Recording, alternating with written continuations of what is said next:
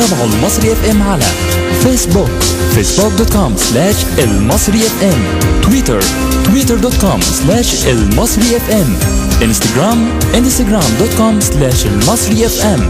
وكمان ما تنسوش تتابعونا على اليوتيوب youtube.com/المصري اف ام راديو. المصري اف ام، صوت النادي المصري.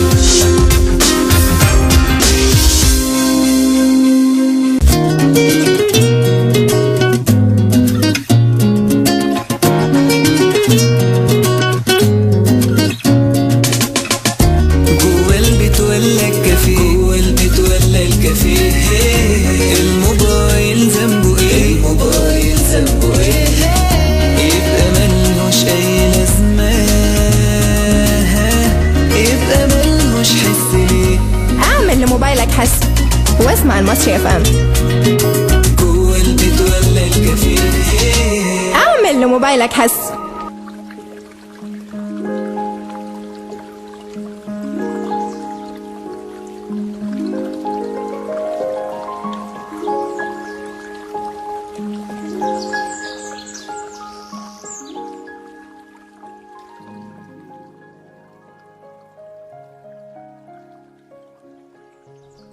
مستمعي المصري اف ام، اهلا بيكم. معكم امنيه قاسم وحلقه جديده من برنامجنا اسمع كتاب.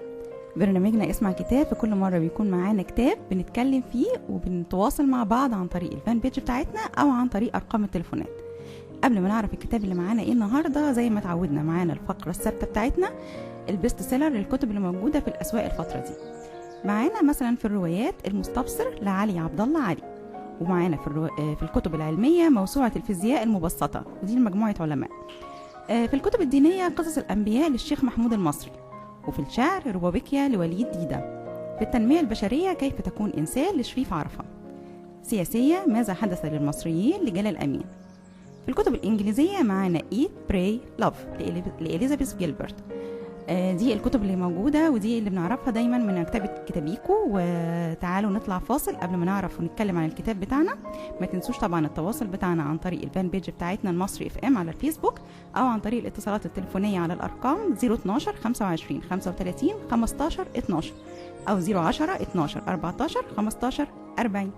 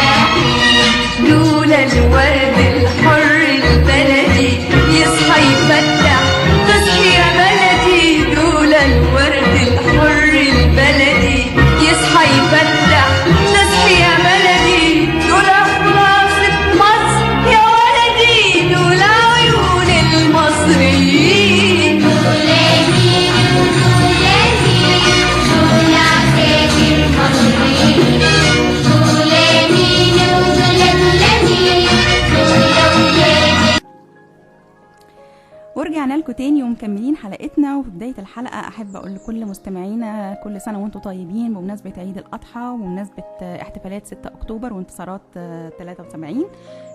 طبعا احنا كل سنة في نفس الميعاد ده بيكون الانتصارات بتاعتنا مغطية على الجو الاحتفالي، بس السنة دي بقى العيد و6 أكتوبر جم مع بعض وما خدناش أجازات. النهاردة هنتكلم عن كتاب مهم قوي بيتكلم عن حرب أكتوبر وذكريات حرب أكتوبر، وهو كتاب مذكرات حرب أكتوبر للفريق سعد الدين الشاذلي. الكتاب زي ما تعودنا بنقول لكم الوصف الخارجي ليه هو الحجم العادي لأي كتاب، عليه صورة كبيرة للفريق الشاذلي من بره، مكتوب من فوق مذكرات حرب أكتوبر للفريق سعد الدين الشاذلي أو سعد الشاذلي على طول. الكتاب كبير حجمه حوالي مش هقدر اوزنه لكم، ممكن اقول لكم 305 ورقه. متقسم 7 ابواب، وكل باب مجموع جواه مجموعه من الفصول حوالي 37 فصل. في ال 14 فصل الاولانيين بيتكلموا عن مذكرات الحرب بين الخطه والتجهيز، بيحكي فيها كل حاجه تقريبا عن الخطه والتجهيز. باقي الفصول بتحكي العلاقه بين الفريق الشاذلي ورؤسائه، مثل الفريق صادق والفريق احمد اسماعيل والرئيس السادات رحمه الله عليه. كتاب له مقدمتين، المقدمه الاولى كاتبها الناشر، المقدمه الثانيه كاتبها الفريق الشاذلي بنفسه. فيها هجوم شويه على قاده الحرب في الوقت ده. اول طبعه ظهرت للكتاب ده كانت سنه 1978، يعني بعد الحرب ب5 سنين بالظبط.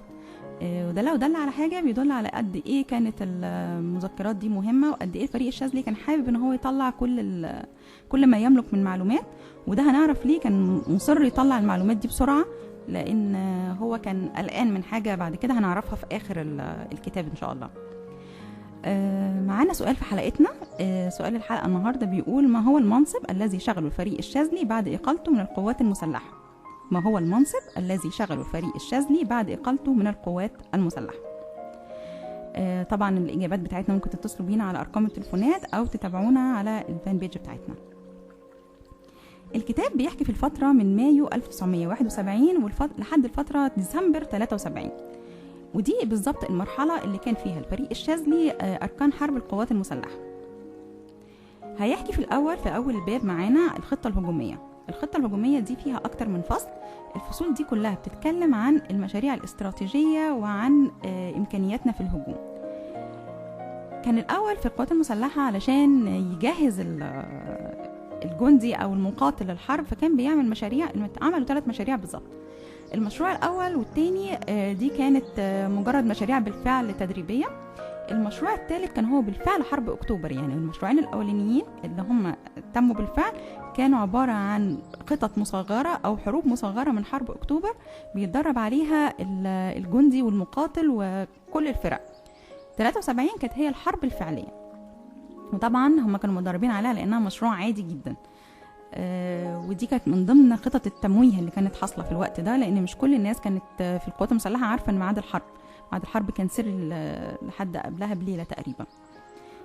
الفصل الثاني بيتكلم عن امكانياتنا في الهجوم، وليه هم كانوا قلقانين وكانوا خايفين، وليه كانت الامكانيات بتاعتنا حاسين دايما انها ضعيفه، خصوصا قدام خط بارليف. وكانت عندهم احساس دايما ان الجيش المصري اضعف من الجيش العدو. ده كان له عده اسباب، يعني مش مجرد تفكير من القاده بس، لا، لان كان في الجيش المصري كان متفوق بحريا، لكن الجيش العدو كان متفوق جويا. وده اللي احنا شفناه او هم حسوه فعلا في حرب النكسه في 67، ان الطيارات طلعت ضربت على طول، حتى ضربت المطارات بتاعتنا وهي قبل ما تبدا الحرب اصلا. فبالتالي احنا كان عندنا مشكله في القوات الجويه. كمان لما ضربت كانت محتاجه تقويه جامده جدا، وده كان امكانياتنا الماديه كمان كانت ضعيفه. الفصل الثاني زي ما قلنا كان بيتكلم عن امكانياتنا في الهجوم دوت. كان يعني حاجات بسيطه كلها كانت محتاجه مننا او من القاده مجرد تجهيزات عشان يقدروا يتخلصوا من خط بارليف نفسه. الفصل الثالث بيتكلم عن تطور الخطه الهجوميه، الخطه 41. ليه الخطه 41 وليه تم تعديلها الاسم جرانيت 2، وفي خطه المآذن العاليه اللي بعد كده بقى ليها تعديل واتسمت باسم تاني خالص. ده لان كان في كل فتره بيسموا الخطط او الخطه الهجوميه بتاعتهم باسم معين هم بس بيكونوا عارفينه، علشان ما يبقاش معلن وكل الناس عارفاه، او ان هو لما يتقال مثلا رقم 41 ده بره الجيش يبقى صعب حد يفهم هي يعني ايه، لكن جوه دي كانت من الاسرار. فكان كل فتره بيديها اسم وتغيير، وكل ما بتتغير ده معناها التغيير في الاسم معناه تغيير في الخطه نفسها، وان الامكانيات بقت احسن. فمثلا المآذن العاليه دي بقى اسمها في وقت من الاوقات الخطه بدر. وكان السادات الله يرحمه رئيس السادات كان قال في ان 31 اكتوبر 71 ان في حرب، فسموها المآذن العاليه. لما جت تتنفذ في 73 يعني بعدها بسنتين اكيد كانت امكانياتنا اتغيرت كتير، فسماها بدر. الفصل الرابع بيتكلم بقى عن الخطه بدر واللي ازاي بقت من المآذن العاليه لبدر. تعالوا كده نقرا مع بعض الجزء ده ونشوف ايه اللي حصل بالظبط.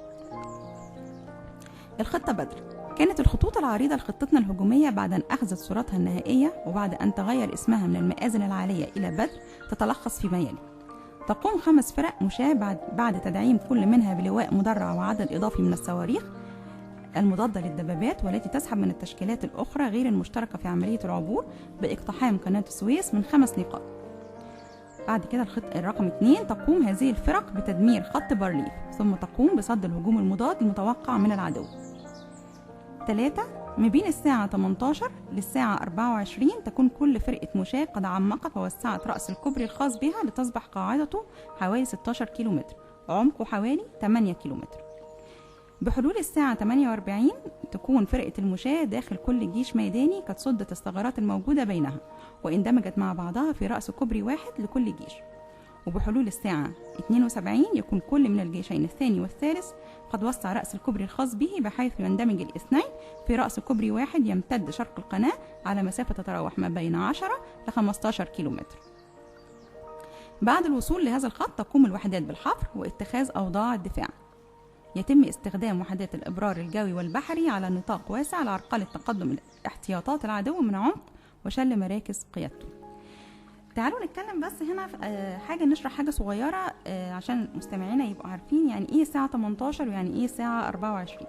في القوات المسلحة ما بيتكلمش بالساعة العادية بتاعتنا، يعني ما بيتكلمش الساعة بعد الساعة 12 تحديدا 12 الظهر ما بينفعش ان هو يتكلم بالساعة 1 او الساعة 2، بتبقى اسمها الساعة 1300 اللي هي الساعة 1 والساعة 1400 اللي هي الساعة 2. يبقى احنا الحرب بتاعتنا قامت الساعة 1405 يعني اللي هي الساعة 2 الظهر.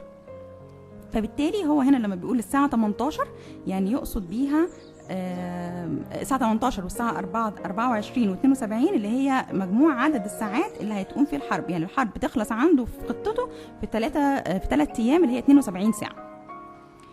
بعد كده في الفاصل معانا الفصل بندخل في الفصل الثاني، الباب الثاني: تجهيز واعدادات القوات المسلحة للمعركة الهجومية. بيتكلم معانا في الفصل الخامس عن إنشاء خطوط جديدة للقيادة والسيطرة، وده حصل عن طريق خطة وضعها الشاذلي ونفذها بالفعل. الخطة دي كانت تعتمد على عدة نقاط.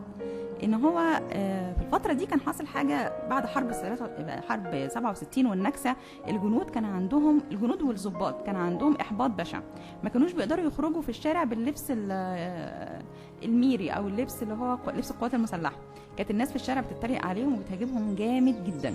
عشان كده هو حب يعمل مجموعة من الخطط علشان يرفع بيها الروح المعنوية ويقوي شجاعة الجنود، ودي فكرة ذكية جدا منه. فعمل مؤتمرات شهرية للقادة، لأن طبعا الأعداد كبيرة فكان بيقسمهم ل3 مراحل. أول حاجة للقادة والمساعدين، وعمل من أول ما اشتغل في 71 لحد 73 26 مؤتمر، كان آخرها بعد قبل الحرب بحاجة بسيطة يعني يوم 22 سبتمبر. أصدر توجيهات بدون أوامر، كانت توجيهات حاجات صغيرة كده بتتقال للصف الثاني، يعني القادة يعلنوها للضباط بشكل ودي بدون أوامر، توجيهات بسيطة يعني.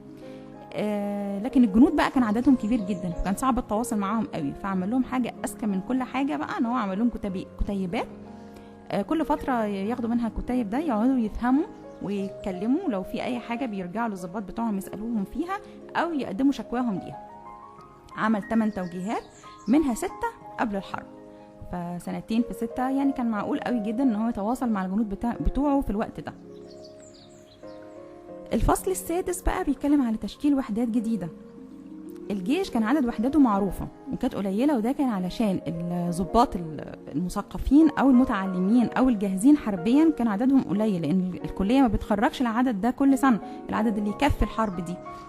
فهو فكر برضو تفكير تاني بالمشاورات اللي كانت معاه، ان هو ياخد من الضباط الجنود المثقفين والمتعلمين يعني بكالوريوسات مثلا واعلى، ياخد منهم مجموعه يدربها ويعملها ضباط، وبالتالي يقدر ياخد من تحتها تقسيمات للجنود بشكل جديد، فعدد الوحدات يزيد، يبقى عنده بدل الوحده بقى 2 و3. في الوقت ده كان عدد السكان في مصر كلهم 35 مليون. ال 35 مليون دول كان واخد منهم عدد كبير جدا، 400 ألف في الحرب، فكان محتاج ان هو يزود ويعمل كمان ضغط اكتر علشان يقدر يحارب، لان العدد اللي عنده ما كانش يكفي ابدا. الفصل السابع مشكلات العبور وكيف تم التغلب عليها. كانت عنده مشكلات كثيرة جدا في العبور، وكان أهمها فتح الثغرات في الساتر الترابي. الساتر الترابي كان كل الناس كانت بتتكلم عنه، العالم كله كان بيتكلم عنه، على ان مش هيقدر ابدا حد يعديه من الجهة المصرية، وبالتالي كان لازم يتخلص منه او يلاقي فتحات يعدي منها علشان يقدر يعبر. كمان كان العدو عامل مشكلة، كان القناة نفسها كان عاملها مشكلة كبيرة جدا، انه كان بيرمي نيران مشتعلة على سطح المي، فمحدش كان يقدر يعدي الناحية التانية، وكان عاملها بطريقة كويسة، كان حافر وعامل زي مواسير طويلة وامدادات تحت الرمل، بحيث ان الفتحة تصب في النيل في قناة السويس على طول، وبالتالي يقدر يشعلها في اي وقت ما يكون في خطر عليه. فكان عنده اكتر من حاجة وكان لازم يخلص منها. يعني كانت اكبر مشكلة كانت عنده بتواجهه ازاي يخلي الجنود يعدوا الناحية التانية، خصوصا جندي المشاة بالحمل اللي معاه. الجندي محتاج حاجات كتير قوي عشان يعبر الناحية التانية ويقدر يحارب. طب الاسلحة بتاعته ولا اكله وشربه ولا لبسه نفسه التقيل، كل ده بيبقى تقيل عليه. يعني الجندي في الوقت ده كان بيشيل من لبس المعدات من 23 كيلو ل 30 كيلو. في العادي مفيش مشكلة لانه بيبقى ماشي في خط مستقيم، لكن في طلوع الخط بارليف او الصعود كان هيبقى صعب عليه. فهو افتكر حاجة كده اسمها عربة الجر اليدوية، هو اخترعها او فكر في تنفيذها بالفعل. تعالوا مع بعض نقرأ كده نشوف هو فكر فيها ازاي. هو بيقول انها قصة طريفة سوف ارويها للتاريخ، يعني هو عايز بس الناس تبقى عارفاها. عندما عينت قائدا لمنطقة البحر الأحمر العسكرية في يناير 1970، كان أول عمل قمت به هو دراسة العمليات العسكرية السابقة التي قام بها العدو في هذه المنطقة على الطبيعة، وكان من ضمن هذه العمليات قيام العدو بقصف ميناء سفاجة بالمدفعية ليلا، وذلك قبل أن أتولى قيادة منطقة البحر ببضعة شهور. عندما ذهبت إلى سفاجة عينت الحفر المختلفة من قصف المدفعية، فاتضح لي أنها لابد أن تكون نتيجة قصف هاون من عيار 130 ملم. وبحساب مدى الهاون وأنسب الأماكن للهبوط بطائرة الهليكوبتر، قلت لنفسي لو إني مكان العدو لنزلت في هذا المكان أو ذاك المكان. انتقلت إلى المكانين الذي تصورت أن يكون العدو قد عمل من أي منهما، فوجدت في إحداهما جميع الشواهد التي تؤكد صدق تخميني. لقد كانت بقايا مخلفات القصف ما زالت في مكانها، وبجوارها عربة صغيرة ذات 4 عجلات ولها ذراع طويل للجر، وكان واضحا أن طاقم الهاون الإسرائيلي قد نقل طلقات الهاون في هذه العربة إلى مربد النيران الذي كان يبعد حوالي 400 متر من مكان الهبوط. لقد أعجبت كثيرا بهذه العربة وأخذتها معي عند عودتي إلى مركز قيادتي. وبعد ذلك هو أخذها بقى وطورها، وأمرهم أن هم يطوروها، وفعلا استفاد بيها في الحرب، بس كبر حجمها أكبر عشان تقدر تشيل كميات أكبر، وإن هي يبقى ليها غير 4 عجلات، يبقى ليها 4 إيدين كمان يقدروا العساكر بدل ما يجروها من ورا، يعني 2 يجروا من قدام و2 يزقوها من ورا، وبالتالي هتشيل أكتر وتخف الحمل على العساكر أكتر عشان الجنود ما تنهكش قوي. يعني الفصل الثامن إدخال عقائد جديدة. يعني كان دايما معروف في الجيش، كان عندهم خلفية ان احنا مش هنحارب بالنهار ابدا، كل حربنا لازم تكون بالليل عشان العدو ما يكشفناش. ان لو في قنبلة زمنية اترمت في المكان اللي احنا واقفين فيه، يبقى المكان يقف لمدة 48 ساعة مفيش اي حركة حواليه، لانها لو انفجرت هيؤدي الى وفاة العديد. لا، هو فكر بقى ان هي ممكن عادي هي بتنفجر، لو ما انفجرتش في نفس الوقت بتنفجر بعدها بحوالي 24 ساعة او 48. فبدل ما نوقف الفترة دي احنا هنمر عادي جدا، ولو لا قدر الله انفجرت يبقى عدد الجنود اللي هنضحي بيهم في الوقت ده عدد قليل، بدل ما يبقى معطل الكوبري او المكان اللي هتترمي فيه القنبلة، وبالتالي معطل الحرب كلها وخطة الهجوم هتبقى فشلت. كمان عمل حاجة تانية، ان كان لكل فرقة المفروض هتمر للناحية التانية للقناة هيبقى ليها كوبري واحد، لا هو قال انها هتبقى 2 كوبري، كل واحد منهم يبقى مسؤول عنه ويقدر يعدي الناحية التانية وياخد مدام. الفصل التاسع بيتكلم عن البحث في جميع المجالات، كل المجالات الموجودة هيقدر يبحث فيها. البحث العلمي دخل معاه إدارة البحث العلمي وشركة المقاولين العرب والإدارات الحكومية، عمل بيها كلها بحث تعاون شامل ناجح جدا، بحيث إنه هو يقدر يوصل لأي حاجة تساعده على نجاح الحرب دي. وطبعا نتج منها إن مثلا استخدم تطوير واستخدام صاروخ القاهر والظافر بشكل محدود في الحرب. دي كانت صواريخ كانت مصر جهزتها وما استخدمتهاش في أي حرب، فهو استخدم منهم واحد بس في الحرب بالفعل بعد تطويره. الحوامات اللي هي بينقل فيها الجنود عبر القناة دي كانت صغيرة وما تقدرش تاخد أعداد كبيرة، هو بعت لشركة وطورها وفعلا قدر ان هو يكبرها شوية صغيرة، بس العدد اللي كان طالبه ما وصلش في الفترة دي، بس وصل ما يساعده على النقل يعني. عمل حاجة تانية اسمها كوبري مروان، بس ده هو فشل، لكن كان نفعه في حاجة تانية خالص. الكوبري ده كان بيعتمد على ان الجنود بدل ما يمروا وينزلوا على الارض وبعد كده يطلعوا تاني الخط، لا كان يقصد انه يعمل كوبري يطلع على خط بارليف مباشرة، بس حاولوا تطويره اكتر من مرة وفشل، بس هو نفع في حاجة واحدة بس، ان هو ساعد في عملية التمويه، لان كوبري مروان ده كان لسه شغالين فيه قبل الحرب بحاجات بسيطة، حرب 73، وكل ما يفشل ده دليل على ان لسه الخطة قدامها فترة طويلة. هم كانوا شغالين في الكوبري عادي جدا وما كانوش بينبهوا حد ان في مشكلة، لان ما حدش كان يعرف من بره القاعدة او القادة تحديدا ان في حرب هتحصل اصلا، فكانوا شغالين وعادي بالنسبة لهم. الفصل العاشر بيتكلم عن تطور الدفاع الجوي في مصر، وبيبدأ في الفصل ده يتكلم من أول الهزيمة اللي حصلت في 67 وإزاي كل الدمار اللي حصل، وبيبدأ بقى يتكلم عن السوفيات الجنود السوفيات أو الطيارين السوفيات اللي جم، واتكلم عن الطيارين الكوريين. أنا كنت قريت إن في طيارين كوريين كانوا اشتركوا معانا في حرب أكتوبر، وكانت معلومة جديدة عليا وكنت مستغرباها جدا. وكان في ناس كتير بتقول ان الحرب دي، او في ناس مش كتير، في ناس بتقول ان الحرب اكتوبر ما كانتش هتنجح لولا الطيارين الكوريين. في الكتاب بيقولك ان الطيارين الكوريين دول كان عددهم بالظبط هم 20 طيار، كانوا جايين اصلا لتدريب القوات الجوية على الطيارات الجديدة واستخدام الاسلحة، ولما قامت الحرب شاركوا، بس احنا عددنا كان اكبر، عدد المصريين كان اكبر بكتير جدا جدا جدا، 20 ده كان عدد قليل قوي. بعد كده بيتكلم في موقف في القوات المسلحة في البحرية تحديدا، بيتكلم عن ان البحرية كان ليها دور واحد بس، كان دور ده ضعيف قوي، اللي هو دمرت إيلات، ما عملتش حاجة اكتر من كده، لان احنا كان الدفاع الجوي كان معتمد عليه اكتر، وجنود المشاة هم اللي بالفعل نفذوا حرب اكتوبر. في الفصل 13 بيتكلم على التدريب عموما، وازاي غير في انواع التدريب وخلاه من تدريب عام وخاص، يعني كان بيدرب افراد معينين بعينهم او بيدرب المجموعة كلها، والتدريب بالمغامرة يعني يطلع بيهم مغامرة، القوات بتاعهم يعني يطلع بيهم مغامرة غير معروفة الاهداف ويشوفوا هيستفيدوا منها ايه او هيكتسبوا منها ايه. تعالوا نطلع فاصل قبل ما نرجع نكمل حلقتنا، تعالوا نطلع فاصل صغير كده نعرف بعديها حاجات كتيرة عن الحرب وعن مذكرات سعد الدين الشاذلي وأخبار. قبل ما نطلع الفاصل أفكركم بالسؤال: ما هو المنصب الذي شغله الفريق الشاذلي بعد إقالته من القوات المسلحة؟ التواصل عن طريق الفان بيج بتاعتنا أو على أرقام التليفونات 012 25 35 15 12 أو 010 12 14 15 40. تعالوا نطلع الفاصل.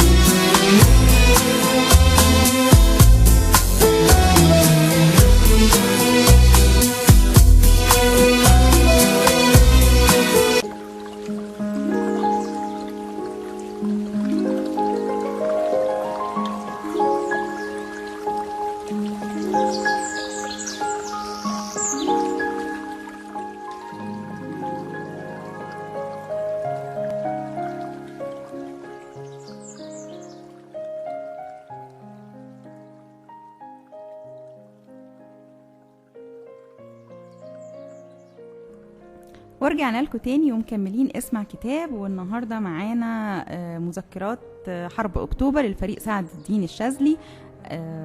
مذكرات جميله جدا، عرفنا منها معلومات حلوه ما كناش نعرفها ولسه مكملين. الفصل 14 رفع الروح المعنويه للقوات المسلحه. طبعا زي ما قلت لكم قبلها ان الروح المعنويه في 67 للجنود كانت منهاره تماما. هو اتكلم في الفصل ده مش بس عن الروح المعنويه للجنود، هو اتكلم كمان عن اكتر من حاجه. اهم حاجه لفتت انتباهي هي بنك الدم الاشتراكي. يعني ايه بنك الدم الاشتراكي؟ بنك الدم عشان تقدر دولة تدخل حرب لازم يكون عندها دم كفاية في بنك الدم بتاعها، علشان لو حصل إصابات أو جروح أو أي حاجة تقدر تنقذ الموقف. فبنك الدم كان قليل قوي، وكان اللي بيتبرع بس هما الجنود اللي محتاجين فلوس، لأن كان التبرع بفلوس. فهو لما مسك رئاسة الأركان اتصدم جدا من الفكرة دي، فقال ازاي يعني؟ ففرض على كل من الضباط للجنود كلهم ان كل واحد لازم يتبرع في الشهر على الاقل مرة تبرع، لانه هو حس ان هو بيستنفذ الجنود الضعيفة، الجنود اللي محتاجة فلوس. فبالتالي بقى فرض على كل القوات المسلحة اللي قلنا عددها حوالي 400,000 ان هو ياخد منهم دم كل شهر، وهتمشي بتسلسل معين علشان الدم ما يفسدش برضه، يبقى محتاجه. فعلشان يثبت ان دي مش اجبار، ابتدى بنفسه رغم ان كان سنه فوق 50، والمفروض ان هي من 40 ل 18 سنه اللي يتبرعوا، من 40 ل 18 سنه او العكس من 18 ل 40 سنه. فهو بالفعل اتبرع اول حد عشان يثبت للناس كلها ان ديت مش اجبار بس، لا دي خدمه وطنيه وزيها زي الحرب بالظبط. انت كمجند لازم تكون كمان بتتبرع بدم. هندخل بعد كده على الباب الثالث، بيتكلم فيه السادات وصادق وانا. علاقته بقى هنا بيبدا يتكلم عن علاقته برؤسائه، واللي ابتدت مع الفريق صادق والرئيس السادات. بيبتدي الفصل 15 من أكتوبر 70 وحتى مايو 71، وبيتلخص في عدة مؤتمرات اللي كان السادات عادة بيعملها في الفترة دي علشان يقابل القادة ويقابل كل الناس اللي موجودة يقدر تساعده في الحرب. فكان السادات في ديسمبر 71 قرر وقف اطلاق النار، امداد وقف اطلاق النار، وهم كان على العكس تماما. كان المفروض ان الحرب تكون اصلا في 71 وفي ديسمبر، يعني الوقت اتاخر، كمان مش هيعمل الحرب ويطلب بامداد وقف اطلاق النار. كانت مشكله. بدأ بقى يشرح للناس بعد كده ليه الاسباب دي في مؤتمرتين، ده كان في مارس 72. وفي مؤتمر كان مؤتمر وزير الحربيه، كان الفريق فوزي، كان لسه مبقاش فريق صادق هو المسؤول عن الموضوع. وكان في ابريل 71، وكان الهدف منه ان ياخدوا الاراء في الاتحاد الجمهوريات العربيه.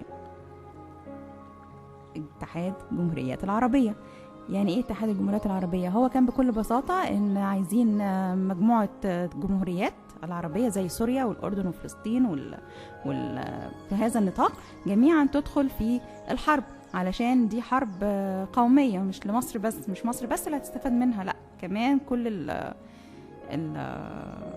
الدول حوالينا، خصوصا الدول المتضررة من العدوان الإسرائيلي، لأن سوريا كان فيها هضبة الجولان كانوا عايزين يحرروها. وطبعا الأراضي الفلسطينية لحد دلوقتي ما قدرناش ان احنا نحصل عليها. كمان معانا اتصال تليفوني.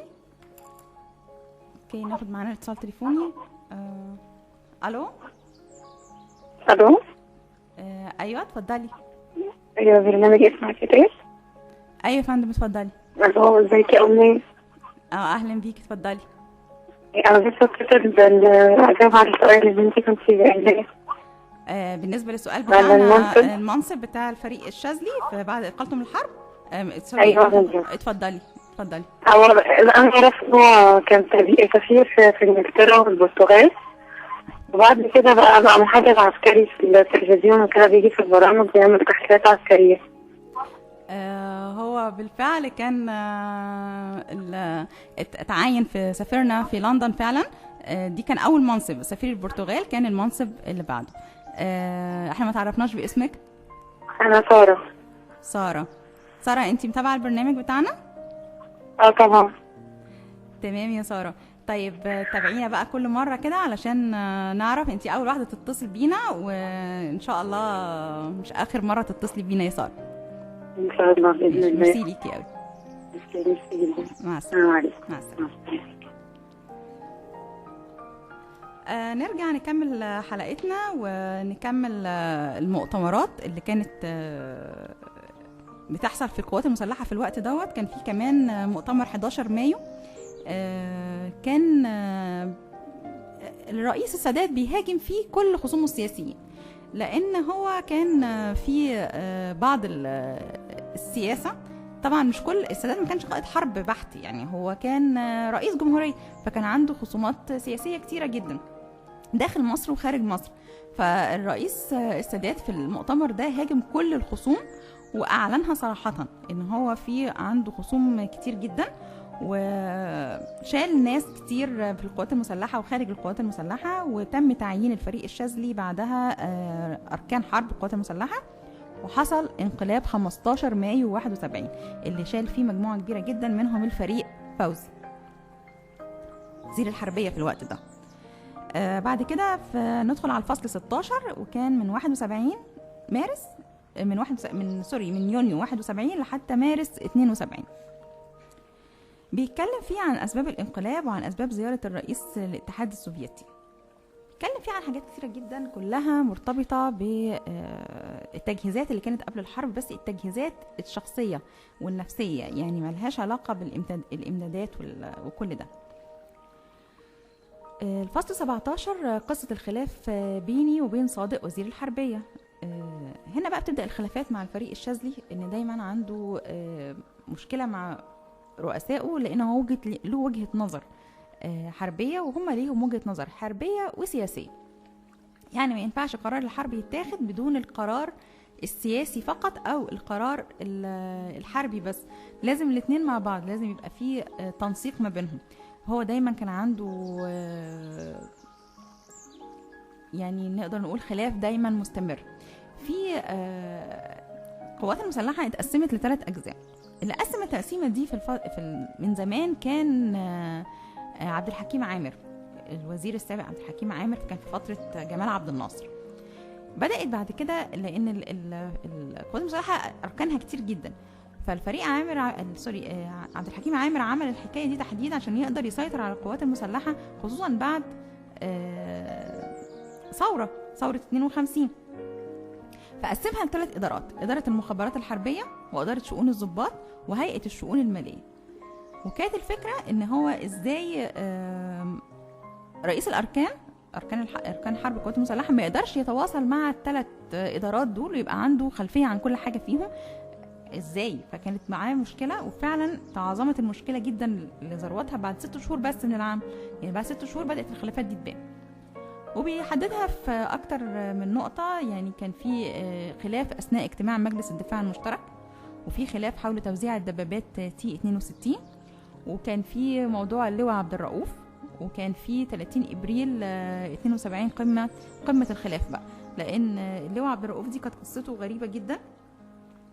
ده كان اللواء الوحيد اللي مسؤول عن انه يمضي الاوراق بتاعه الاتحاد المشترك، الاوراق الماليه للاتحاد المشترك، وبالفعل كان معاه شيكات واوراق ماليه بمبالغ عاليه جدا، وكان مسافر علشان يخلص بيها اسلحه ويتصرف في الفلوس دي، كانت حوالي 1,000,000 جنيه.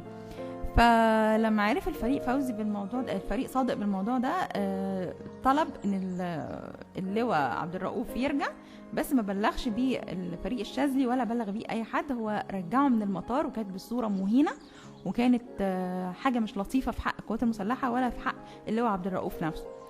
فحصلت المشكله من هنا، لان الفريق الشاذلي كان عارف، وكانت الموضوع سهل وبسيط، يعني كان معروف ان في حد هيسافر، فدي كانت المشكله. وبتبدا بقى الخلافات ما بينه وما بين الفريق صادق. بعد كده تعيين الفريق احمد اسماعيل وزير الحربيه، ده هنعرفه في الباب الرابع، في الباب اللي اسمه السادات واحمد اسماعيل وانا. الفريق الشاذلي والفريق احمد اسماعيل ما بينهم مشكله كبيره جدا من سنه 1960، يعني من قبل ما الاثنين يكونوا في مصر في الوقت ده، كانت خلاف خارجي. لما تعين احمد اسماعيل وزير الحربيه الفريق الشاذلي كان بيفكر يقدم استقالته، وراح بالفعل للرئيس السادات وطلب منه ان هو يستقيل، والسادات طلب منه ان هو يكمل معاه لان الحرب محتاجاه، وفي المقابل ان الفريق احمد اسماعيل ما يتدخلش في اي حاجه تخص الفريق الشاذلي خالص، كان على وعد يعني. وهنا بقى الفريق الشاذلي بيقول لنا ليه احمد اسماعيل بقى وزير الحربيه من وجهه نظره، ليه السادات اختاره عشان يكون وزير حربيه. عده نقاط اهمها من وجهه نظره ان الفريق احمد اسماعيل كان بيكره عبد الناصر، وان الفريق احمد اسماعيل ولاؤه المطلق للسادات، وشخصيته ضعيفه، وكان مرضه معروف لكل الناس، كان مريض بالسرطان، وشخصيه غير محبوبه. ودي نقطه غريبه قوي هنا، ان السادات اختار الفريق احمد اسماعيل خصوصا لانه على خلاف دايم مع الفريق الشاذلي، وان احمد اسماعيل بيحب المحسوبيه، وهو نفسه يعتبر متعين عن طريق المحسوبيه يعني. وبيتكلم برضو في الفصل ده عن علاقته بأحمد إسماعيل أثناء الحرب وبعدها. في الفصل 20 بيتكلم ماذا بعد إقالة صادق.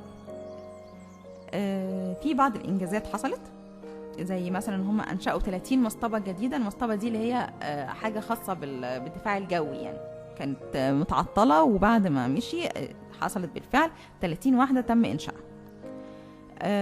وفي كمان ضابط انتقد الرئيس، وفي انقلاب فاشل بقيادة اللواء علي عبد الخبير. الانقلاب ده كان بيحاولوا التخلص من السادات، بس طبعا المعلومات كانت واضحة وسريعة، فتم التخلص منهم والقبض عليهم كلهم وتحويلهم لمحاكمات عسكرية. بعد كده معانا في الباب الخامس العلاقات المصرية السوفيتية في عهد السادات. الفصل 21 بيقولك ان كان في تعاون، بس تعاون مشوب بالحذر. في الاول كانت العلاقات المصريه السوفيتيه جميله قوي، وكان مفتوح للسوفييت كل حاجه في مصر. كان في ميناء مرسى مطروح والاسكندريه، دول كانوا خاصين بالسوفييت، رايحين جايين في المواني بتاعتهم، ما عندهمش اي مشكله. كمان مصر قبضت على شبكه تجسس امريكيه ضد السوفييت في مصر، كانت دي حاجه كويسه. عقد صفقه الاسلحه بين السوفيتيه في اكتوبر 71 كانت جميله جدا. بعد كده بقى في حصل سنه الحسم، وزير الحربيه كمان هاجم فيها السوفييت.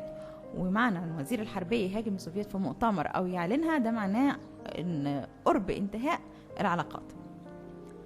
وفعلا اتطورت العلاقات وتدهورت جدا، وبعدين قعدت فتره كده مش كويسه، في اللي هو بقى كان قرار الاستغناء عن الوحدات السوفيتيه ده في الفصل 22.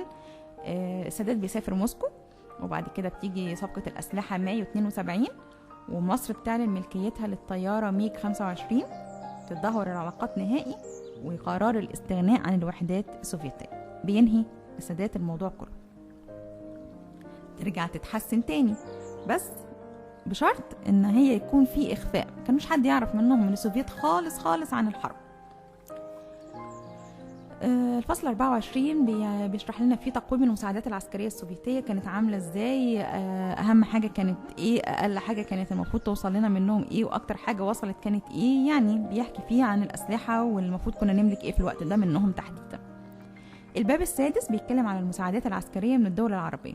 زي ما قلنا ان الحرب كانت حرب قومية لكل الدول العربية كانت مشتركة فيها، وكانت الفصل مثلا 25 بيتكلم عن الدورة الثانية، الدورة 12 لمجلس الدفاع العربي المشترك، وبيتكلم عن قد ايه هو سافر الفريق الشاذلي نفسه للجزائر والمغرب والليبيا، وده كان حاجة مش حاببها خالص الرئيس السادات، وكان رافضها تماما. بعد اقناع منه اقتنع وسافر بالفعل. وبعد كده بيتكلم في الفصل 26 عن الدورة الثالثة عشر لمجلس الدفاع العربي المشترك، اجتماع رؤساء أركان حرب الجيوش العربية كله بقى اجتمع، لأن هم كانوا خلاص عايزين ياخدوا قرار الحرب، وكان لازم يبقى فيه دعم مادي، مصر ما كانتش هتقدر تحارب لوحدها.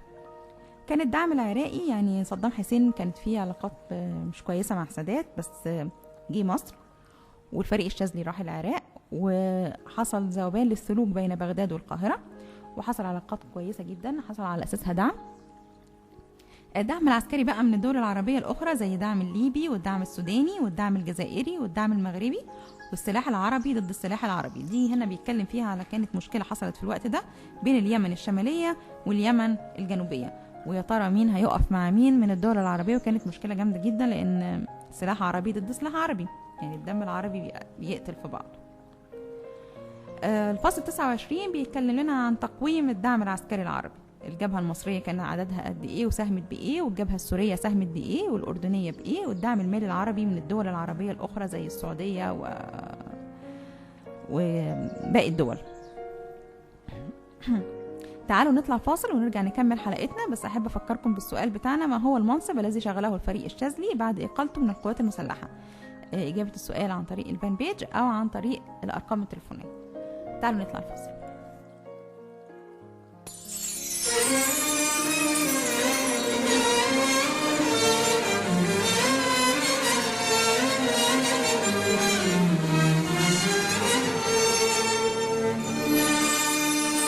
قربني ليك قرب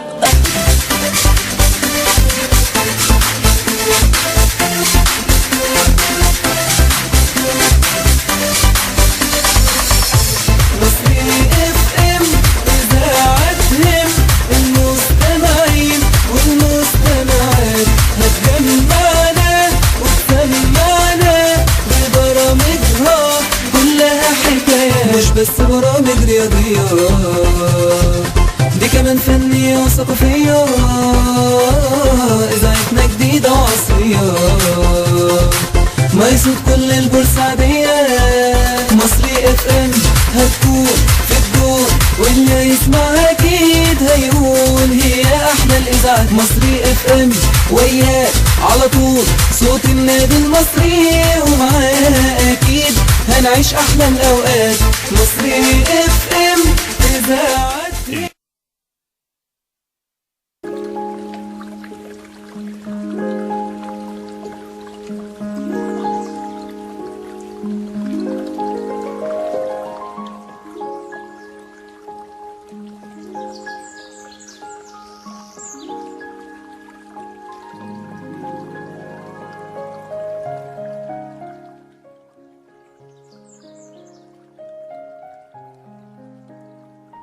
مستمعينا ومستمعي المصري في ام، رجعنا تاني ومكملين مع بعض حكايتنا وكتابنا ومذكرات حرب اكتوبر للفريق سعد الشاذلي. وكنا وقفنا قبل الفاصل عن الدعم المالي العربي، ودلوقتي هندخل مع بعض على الباب السابع: إدارة العمليات الحربية. ده آخر باب في الكتاب، وبيتكلم فيه عن حاجات كتير جدا. بيتكلم عن الهدوء الذي يسبق العاصفة، يعني التجهيزات لحرب اكتوبر في أقل وقت ممكن. كمان الفصل 31 بيتكلم عن معركة العبور، والفصل 32 بيتكلم على هجوم الرئيسي للعدو. العدو طبعا مسكتش فرد علينا رد قوي جدا، كان يوم 7 أكتوبر. الفصل 33 ثغرة الدفرسوار، ودي الثغرة اللي كانت ممكن تبوظ الحرب كلها، وكانت تنقلب فيها الحرب الهزيمة، الانتصار الهزيمة، بس الحمد لله يعني عدى اليوم ده على خير، او الثغرة دي انتهت على خير يعني. الفصل 34 بيتكلم على القتال غرب القناة، والفصل 35 مأساة الجيش الثالث. دي كانت مأساة الجيش ان هو اتحاصر في الوقت ده، وكان لازم تحصل حاجات مهمة جدا، وكاسنجر اتدخل علشان انهاء الحصار للجيش الثالث، ان ياخدوا الامدادات البترولية، ودي كانت قصة شهيرة طبعا معروفة. الفصل 36 بيتكلم عن ازاي تم اقالته، قصة اقالتي من منصب اركان حرب القوات المسلحة المصرية. اتكلم فيها عن البيانات العسكرية، ومقابلة مع مندوب مجلة نيوزك الامريكية، وجريدة الاهرام تذيع خبر كاذب، وكيف علمت بخبر الإقالة. على فكرة هو عارف الخبر في البيت وبطريقة كانت غير متوقعة يعني. بيتكلم كمان عن ان الرئيس السابق حسني مبارك كان وقتها لواء في الجيش، اتدخل بيحاول ان هو ينقذ الموقف، بس هو كان مصر على ان هو يفضل على وجهة نظره يعني. الرئيس قابل بقى الرئيس السادات في أسوان، وبعد كده بالفعل كانت المقابلة دي نتج عنها ان هو هياخد وظيفة سفيرنا في لندن، وده كانت إجابة سؤالنا ان احنا بنسأل عنه أغلب الحلقة، واللي جاوبت عنه المتصلة سارة من شوية. الفصل 37 بيتكلم على السادات يبحث عن كبش فداء، وهنا بيقول ان السادات حب يضحي بحد، وعلى اساس ان ثغرة الدفرسوار دي كانت مشكلة كبيرة قوي وكانت لازم يتم فيها محاكمات، فهو بيعتقد ان السادات ضحى بيه في الوقت دوت يعني، ورمى عليه كل حمل الثغرة تحديدا، لان هو كان موجود في الوقت ده هناك. في الاخر معانا الخاتمة، وفي كمان بعد الخاتمة بيتكلم بقى عن او حاطط لنا نسخة من نص الخطاب اللي وجهه الفريق الشاذلي الى النائب العام المصري، وفيه يطالب بمحاكمة السادات ويعرض الاسباب. كانت مجموعة اسباب كتيرة جدا كان بيعرض فيها ليه لازم السادات يتحاكم. تعالوا نعرف، دي كانت نهاية الكتاب. تعالوا قبل ما ننهي حلقتنا نتكلم عن الكاتب نفسه.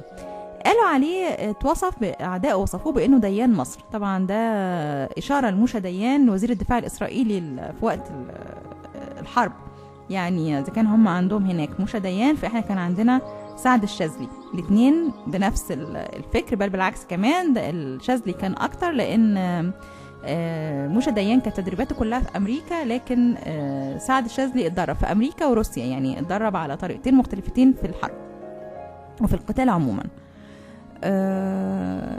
طريقة الحرب بتاعته اتدرست هناك في إسرائيل، يعني بعد ما انتهت الحرب بالفعل درسوا الخطط بتاعته اللي اتكشفت بعد كده. هو من مواليد إبريل سنة 1922. كان أركان حرب القوات المسلحة المصرية في الفترة ما بين 16 مايو 71 وحتى 13 ديسمبر 73. ولد بقرية شبرانتا مركز بستيون في محافظة الغربية بدلتا النيل. هو الرأس المدبر طبعا للهجوم المصري الناجح على خط بارليف. أهم المناصب التي تقلدها من وقت ما اشتغل أصلا في القوات المسلحة، مؤسس وقائد أول فرقة قوات مظلية في مصر، كانت سنة من 54 ل 59. قائد أول قوات عربية موحدة في الكونغو كجزء من قوات الأمم المتحدة سنة 1960 ل 1961. ملحق عسكري في لندن سنة 1961 ل 63. قائد لواء المشاة سنة 65. قائد القوات الخاصة 67. قائد لمنطقة البحر الأحمر 70. رئيس هيئة أركان القوات المسلحة الأمريكية القوات المسلحة المصرية من 71 ل 73. سفير مصر في بريطانيا. سفير مصر في البرتغال.